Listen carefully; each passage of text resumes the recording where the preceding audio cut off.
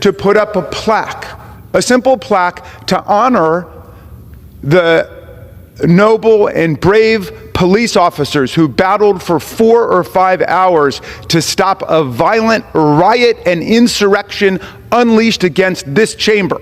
All of the statements made by Republican leaders at that time begging Donald Trump to send in the National Guard, which he controlled. And several lost their lives in the days to follow. That atrocity, attack on this body. There's a law which says put up the plaque, and Speaker Johnson and the majority will not put the plaque. A Democratic lawmaker calls out House Republicans for honoring law enforcement in name only, while refusing to install a legally mandated plaque for Capitol Police who defended Congress on January 6th.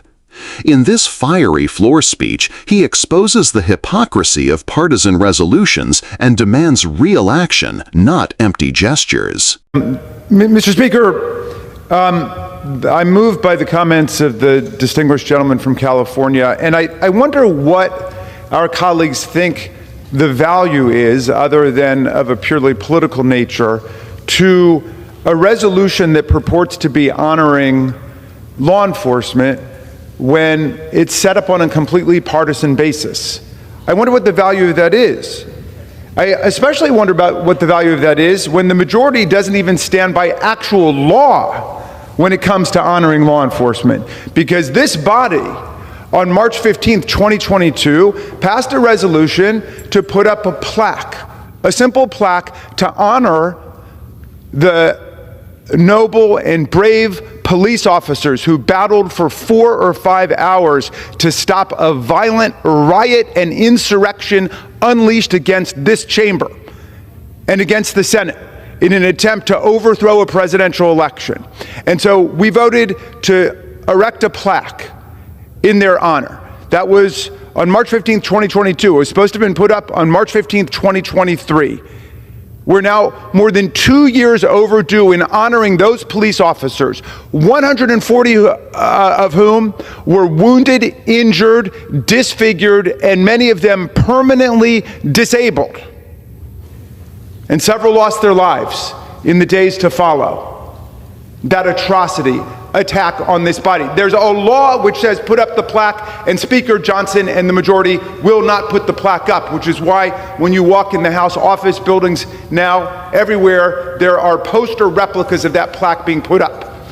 Now they want to pass a resolution deploring violence that took place thousands of miles away from here, and it's just a resolution, a hortatory resolution. They can't even get bipartisan support because, of course, they've got to set it up on a polemical partisan basis instead. What is the utility of that resolution when they won't even follow an actual law to honor police officers who put themselves between us and a bloodthirsty mob?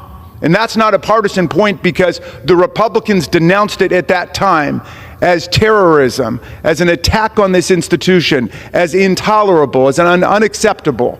And I'm happy to share with my colleague, who I know wasn't in Congress at the time, all of the statements made by Republican leaders at that time begging Donald Trump to send in the National Guard, which he controlled because of the District of Columbia National Guard, and he didn't do it. He sat and he watched it, eating hamburgers or whatever in the White House on TV, ignoring all of the appeals to send the National Guard to come and defend Republican and Democratic members of Congress.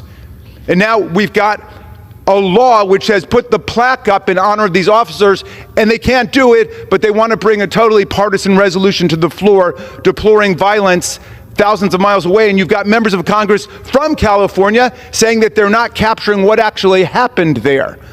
But no, it's got to be another opportunity for partisan division. Why? Why can't we honor law enforcement together and follow through on our word? I'll reserve. The gentleman reserves. The gentleman